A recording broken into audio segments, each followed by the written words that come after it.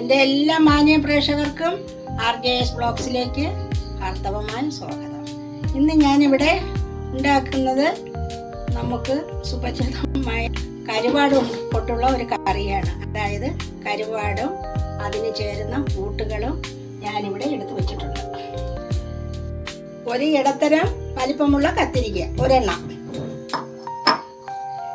2 അയലക്കരുവാട് കഴുകി വൃത്തിയാക്കിയത്, പിന്നെ അതിൽ ചേർക്കാനുള്ള ഒരു ചെറിയ സവാള, ഒരു വലിപ്പത്തിൽ ഒത്തിരി വലുതായിട്ടുള്ള ഒരു തക്കാളി, പിന്നെ 3 പച്ചമുളക്,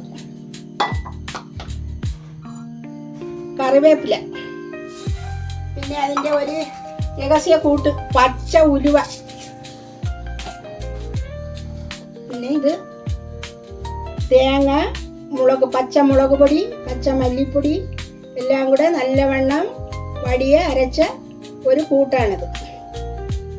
അപ്പോൾ നമുക്ക് ഇത് ഉണ്ടാക്കി തുടങ്ങാം. കത്തിരിക്ക അടുപ്പിൽ വെച്ച് ആ കൂട്ടിലോട്ട് നമുക്കിത് അരപ്പൊഴിച്ച് കൊടുക്കാം.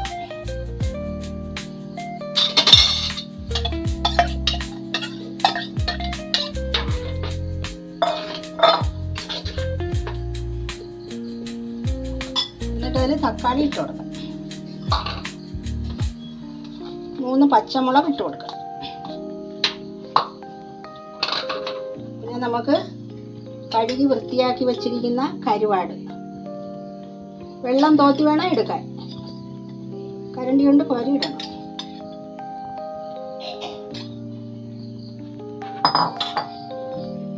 ഇതെല്ലാം കൂടെ നല്ലവണ്ണം വേവിക്കണം.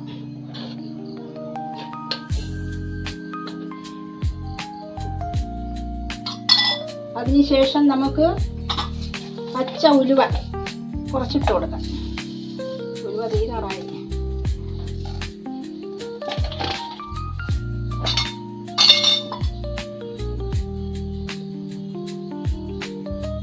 ഇതെല്ലാം കൂടെ ഒന്ന് നല്ലവണ്ണം വെന്ത് വന്നതിന് ശേഷം നമുക്ക് കറിവേപ്പില ഇട്ട് കൊടുക്കാം.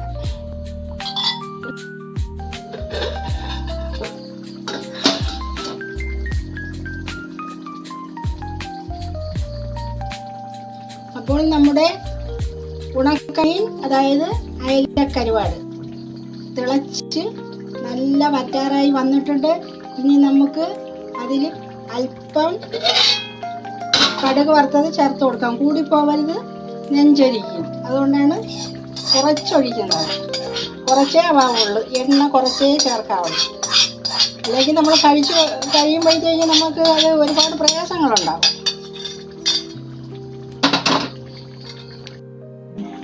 അപ്പോൾ നമ്മുടെ കരുവാട് കുഴമ്പ് റെഡിയായി വന്നിട്ടുണ്ട്. എല്ലാവരും ഇതൊന്ന് ഉണ്ടാക്കി നോക്കണം. എല്ലാ കൂട്ടുകാർക്കും നന്ദി, നമസ്കാരം. അടുത്ത വീഡിയോയുമായി നമുക്കിനി അടുത്ത ആഴ്ച കണ്ടുമുട്ടാം.